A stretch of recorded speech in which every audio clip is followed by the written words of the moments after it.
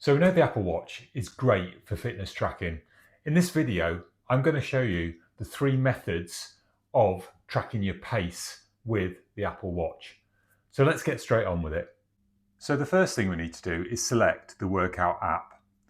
Now, as you can see here, I've got it as a complication, but otherwise you can just go to your apps tray or apps list and select it from there.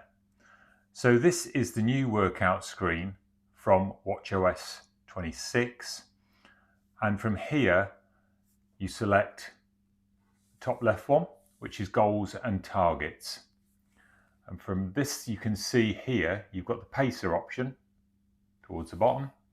If you select that, you have the ability to select your mileage and what pace you want to do a run in. So we'll scroll down past mine. We want to add a new one, so press the plus button at the bottom, and it asks us what distance do we want to put in. Now, I've got it set for miles, but say we want to do a 5-kilometer race. Select kilometers, and now it shows kilometers at the bottom. Want to do a 5k run, so select the 5, move over to the other side, and then just take this back down to 0.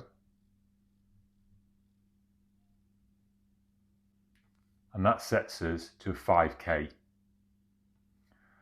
Then it's going to ask us what pace we want to do this. Now I've got it in minutes per mile, but if you in settings, if you had it set to kilometers, you would have that set in kilometers.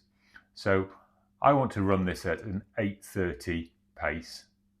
So if I select the minutes, and I can scroll down here and just get that to where it's 8:22, go to the seconds, move that up, and this is moving up now. I want to run a pace of 8:30.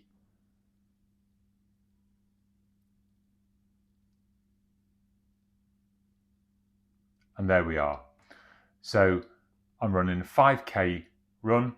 I want to do it at 8:30 pace, and that is telling me how long it will take me, which is 26 minutes, 23 seconds. Now I could do it the other way and say, I want to run a 5k in 24 minutes flat.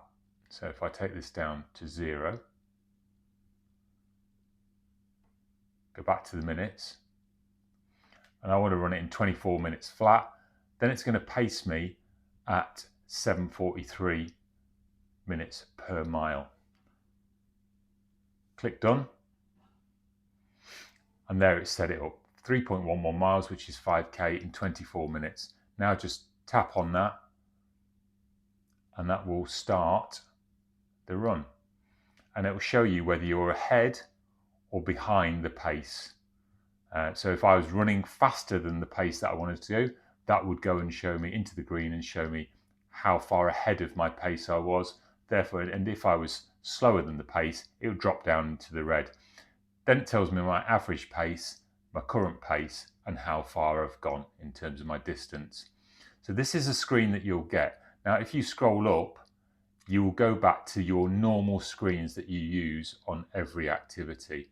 So you can see the ones that I have selected here. So you can still select those screens, but the one that you're most bothered in is whether you are achieving that pace. So that is the first method of selecting your pace. So for method 2, go back into the top right hand side, scroll down, and you'll see race route. Select race route, and this will come up with a list of routes that you've run at least twice. So exact routes that you've run at least twice. As you can see here, I've got quite a few that I've done at least twice. And if I select any one, take this one for example. So this was a 7.4 mile run, and I did this back in the 2nd of December 2022. If I go in and now edit this, I can see a closer view of the map. I can see the elevation profile of that run, and see this is the custom view that I will get when I start running against this activity. Again, you get whether you're ahead or behind, But the advantage of this one is you actually see the elevation profile. So you can see whether there's hills coming up. And this bases it on the different runs that you've done. So you scroll down and select next. You've got two options. One is to run against your personal best of doing that run, and one is the most recent time that you've done that run. So you can see my personal best on this run was 8:18 per mile in 1 hour and 1 minute 40.46, and the most recent was 8 minutes 28 per mile. So if I wanted to try and beat my personal best, you select that, and again, start the workout, tap it if you want to get going, and then proceed to route. So this can see now that actually I'm not on the route because I'm not outside basically, but you can see the profile, and that would tell me if I was ahead or behind. We'll just end that activity.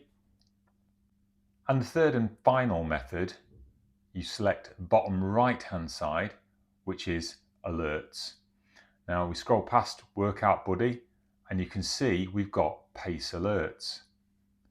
So we select pace alerts and we can then select range, scroll up, and we want to do this on average pace. And then I've got options here. What do I want the slowest I want to run? And what's the fastest pace I want to run? So say I wanted the slowest pace I want to run is 8:50 minutes per mile. So go down, select 8:50, set it. And the fastest pace I want to run is 8:30. Set it. This will now alert me when I fall outside of this band. So if I run faster than 8 minutes 30, so I start running at 8:25, this will alert me and say you're running at faster pace. If I drop out, my average pace drops out and becomes slower than 8 minute 50, it'll also alert me. So I'll know to speed up. This way you can keep yourself within a set zone whilst you're running, which is really useful. So they're the three methods of pacing yourself with the Apple Watch. If you've liked this video, please like, subscribe and hit the bell icon to be notified of every other video that I do. And if you've got any comments, then please leave them below. Interestingly, I'd like to know if you've had any issues with the pacer route option. I've heard some things online that are saying sometimes it's not working, and I've found that I've run a 10.5 mile route in the last few weeks and it has not shown up on the race route. So I'd be interested to hear what you guys have seen if you've been using that. So thanks for watching, and I hope to see you in the next video.